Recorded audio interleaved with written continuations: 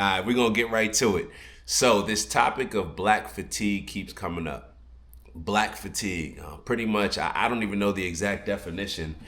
Maybe actually let me look it up. But from my understanding, it's just people getting tired of black people complaining, acting like victims, feeling entitled, feeling as if other people are to blame for their problems, white people in particular, feeling as if white people are holding them back, all these different situations. And I think it brings about a whole bunch of problems in our entire society, but the people that it holds back the most are black people. And we're going to get into it a little bit about why I think that this whole entitlement, this whole victimhood, that in my opinion, a lot of the Democrats and liberals have pushed on the black community in order to empower themselves by forcing or encouraging and manipulating the black community to depend on the white liberals, the white Democrats. And the reason why I say it's the white liberals and white Democrats, because deep down, I feel as if even though you believe that you're doing something good in your heart, when you really think about what you're doing, you're actually the ones that are looking down on black people the most, thinking that, oh, black people need extra help here. We can't expect them to excel on their own. They need our help. They need this. They need that. You're actually the ones that are crippling the black people. And the blame goes on black people first and foremost the most. But it's so funny when I have a lot of these conversations with white liberals and Democrats, mostly the more progressive ones. They seem to think they know what's best for black people even more than me.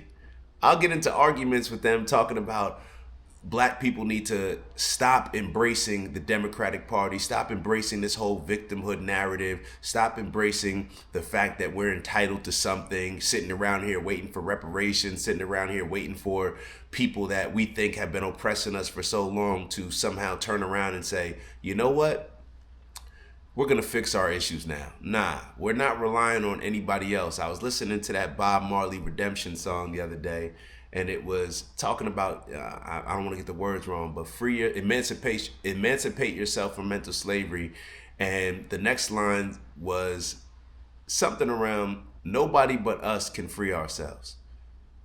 Nobody but us can free ourselves. And that goes for everybody. That's not just black people. That's just humans across the board. We have to free ourselves from feeling like we're victims, from feeling like there's greater forces that are holding us back, preventing us from climbing wherever we want to get to, that there's this ceiling that's over our head, and it's because of we're black, or it's because we're a woman, or it's because all these different things. And keep in mind, this is just my opinion. So let me look up black fatigue like I said I would, get a definition of it. So it says black fatigue is a term describing the physical, emotional, and psychological toll that racism, discrimination, and the constant need to assert black identity and dignity take on individuals. It's a cumulative state of exhaustion and weariness resulting from the ongoing struggle against systemic and individual acts of racism, as well as the constant need to prove one's worth in a world that often denies or underestimates black people's value. This definition is black fatigue. So clearly the definition of black fatigue is a little bit different than how I'm perceiving it as far as how it's being used right now today. Black fatigue is people getting tired of black people complaining. It's really just victim fatigue. It's really just entitlement fatigue. We'll call it victimhood fatigue because, in my opinion, when you convince people that they're victims, and the liberals and Democrats have convinced black people that we are victims, and as soon as we've allowed and embraced them, or embraced their teachings and accepted that we are victims, immediately what happens is we feel this sense of entitlement that we're owed something because we've been oppressed or treated unfairly. And in my opinion, when you're embracing this mentality of being a victim, of being treated unfairly, of thinking that the world owes you something, now you're less likely to understand that you need to sacrifice in order to achieve anything. You're less willing to go out there and put the time, effort, energy, whatever else comes with it in order to get desired results, because deep down you have this excuse in the back of your mind that, oh, I'm being oppressed and I'm entitled to something. And especially when you got a whole group of people that wants to give you things for free, that's fighting to give you different advantages because you need a little bit of extra help. And in all actuality, that group of people would never accept that crutch. They would never accept that crutch because deep down they know that that would only hinder them. All right, that would only hinder them. It's like if you give a kid, I heard somebody say it yesterday, if you get a kid before they know how to walk, a wheelchair, they'll never learn how to walk. People need to figure it out regardless of the situation that you're in. Are there challenges? Yes. Is there some type of systemic oppression? I don't know. I don't care. It doesn't do me any good to focus on it any more than I need to focus on it to understand the challenges that are against me. Okay, there's a challenge against me. Okay, boom, cool. I'm going to figure out a way to still overcome those challenges. But when we always look at it as a negative, when we always look at, oh, I'm walking in a room and my industry is all white, so therefore when I walk in a room, I'm the only black person there and that holds me back. Nah, I'm talking to you from somebody that's actually in an industry. The majority of rooms that I walk in when it comes to my career, the majority of the rooms, nobody looks like me. I don't sit there and say like, oh, nah, this is unfair. I can't relate to any of these people. Nah, I actually flip the script. I say, damn, from a sales perspective, that's the number one thing that you try to do. You try to stand out. So now I'm already standing out. Now I already have everybody's attention. Now it's up to me as far as what I do now that the ball's in my court. I have your attention. Now what do I do with it? We need to stop, get out of this whole people don't like black people. People don't like, people love black people, bro. People love black people. People may not love the ignorance. And to be totally honest, a lot of other cultures actually do love black ignorance. Now that's another problem, but we'll save that for another day. But when it comes to black people and thinking that the world's against us and nobody likes us and to be liked, you got to be this token dude. Nah, I'm going to kind of go a little bit of a different direction. Black people seem to be the only group of people that has to stand up for the people that are doing the worst in their community, the people that are self-destructing in their community, the people that are praising and pushing and promoting detrimental behavior and a detrimental culture in our community. But we feel like if you attack them, you're attacking all us. So therefore, we got to stand up and speak up for it. I was just listening to something about other cultures. I think they were talking about Japan or something. I forget where it was. And they were saying every culture has their group of people within that group that are not doing well, that are moving in a destructive way, that are moving in ways that are detrimental to succeeding in life. But the other group doesn't feel the need to necessarily identify with them or to stand up for them. And even if they do, now that I'm thinking about it from a black standpoint, not only do we stand up for them, we actually allow that detrimental culture to lead our communities. That is the dominant culture in our communities. We fight so hard for it, it has become the dominant culture in our community. So now we walk around and feel as if black people are hated by white people, by all these people. Let's just get it. Let's just be straightforward when it comes to it. People hate ninjas. All right, I'm going to keep it safe here. People hate ninjas. Black people hate ninjas. African countries hate ninjas. Caribbean people hate ninjas. White people can't stand ninjas, hate ninjas. And the reason why I hesitated is because, truth be told, a whole lot of white people don't necessarily hate ninjas. They embrace a lot of that ninja culture, and it ends up hurting them a lot of ways as well. Because, like it or not, this black culture that we talk about, this hip hop culture, it's to the point now where it's become an American culture. Like, this is not just impacting black people. This is impacting white people as well. But when we have this whole conversation about black fatigue, in my opinion, it is from the Democratic Party, these liberals, Black Lives Matter, who I used to support until I felt like they were just finessing and manipulating people into just raising money for themselves and putting it towards other causes outside of what they actually broadcasted their cause as, especially when you look at what their mission statement was, to destroy the patriarchal structure. And then when you look at the black community, the entire reason why we're suffering is because we do not have a patriarchal structure. We've had this matriarchal structure that has our boys growing up super feminized and emasculated, and has our women growing up feeling like they got to be independent bosses and play the role of not only the mother, but they more passionately playing the role of the father. It just is what it is. So I know I'm all over the place in this conversation, but these are just the thoughts that come up when I hear this term black fatigue. The Democrats and the liberals and these groups that I just mentioned, whether it's the feminist group, whether it's the LGBT groups, and I separate always the people from the groups. So whether it's Black Lives Matter, I'm not looking at black people and thinking all black people rock with Black Lives Matter. Same thing with the LGBTQ community. I just don't. So same thing with the feminist community. I don't think all women align with the feminist community.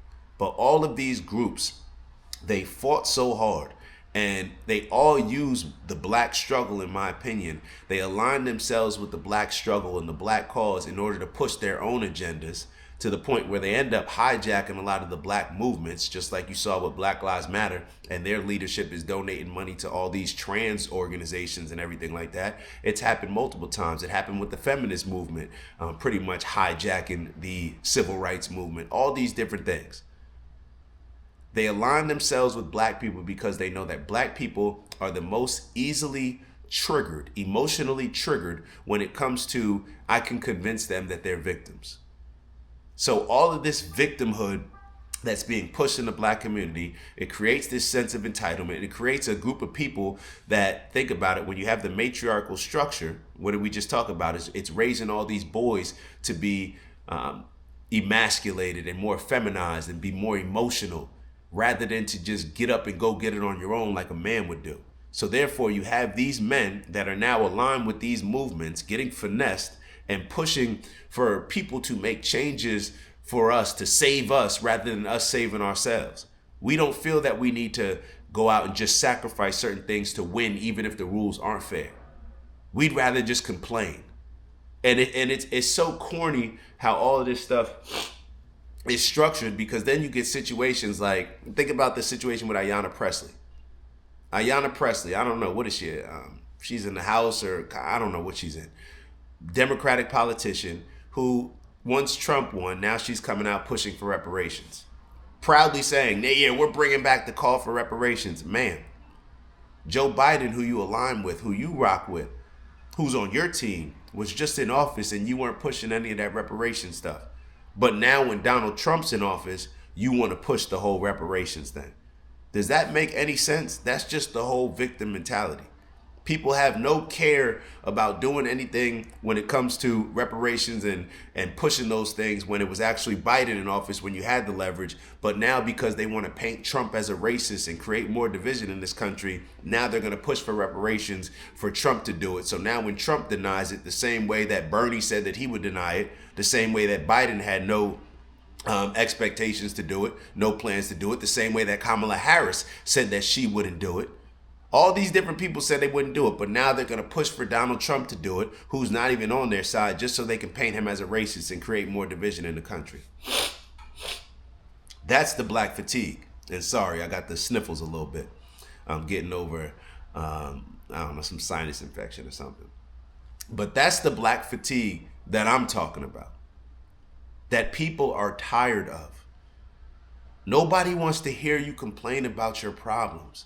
If you spent the same amount of energy that you do complaining about your problems, complaining about things not being fair, complaining about we're oppressed, complaining about being victims, if you put that same energy into actually winning, then we'd be more successful. We know exactly what we need to create better communities, more successful communities in the black community. We just choose not to do so because in our minds it's become easier to just complain and embrace victimhood. Now, these recent situations that have come up, whether it's Carmelo Anthony or the Shiloh Hendricks situation.